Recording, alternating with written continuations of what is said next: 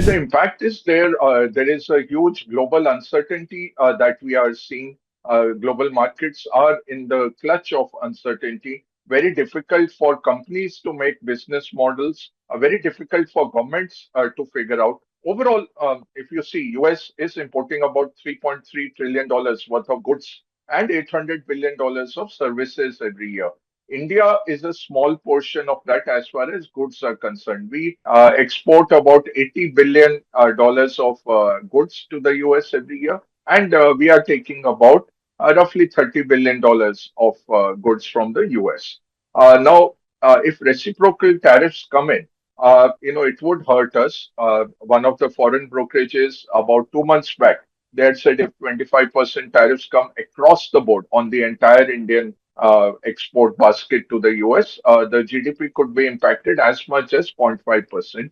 Those fears have reduced after Prime Minister Modi's visit to the White House, after Piyush Goyal, our Commerce Minister, was in the US as well negotiating. Our Foreign Minister Jaishankar was there, and that has helped now bring a negotiating agreement that has helped to bring the US to the negotiating table for a bilateral trade agreement, which will take 5 to 6 months to work out. But what we are expecting is that April 2nd, some tariffs might be announced on India, or some sectoral tariffs might hit India. Like Trump has put 25% on steel and aluminum, irrespective of any free trade agreements existing with the countries. So that is impacting Indian metal exporters as well, that 25%. So we are expecting a tariff on automobiles, which will impact India auto parts suppliers and auto ancillary companies and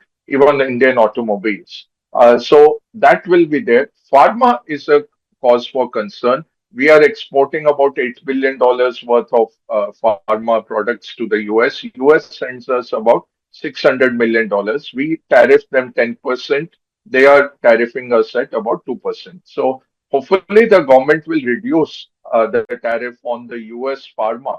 But if a sectoral cap comes on pharma of 10-20%, then we'll be hit by that. So April 2nd remains a source of uncertainty for the markets, and we'll have to wait and watch. Again, April 2nd is not your board exam that you are over with it and you throw your books away and go for a vacation after that. It's just one very strong event date, very strong event risk, because this tariff wars will stay throughout the Trump term. The reality has changed.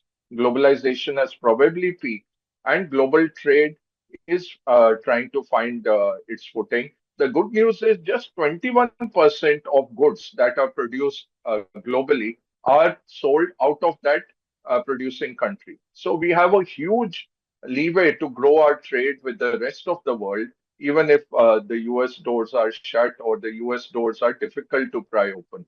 But again, April 2nd will not be a panacea. It will bring some amount of certainty, or if it gets postponed again by 2 months, then it will mean continued uncertainty.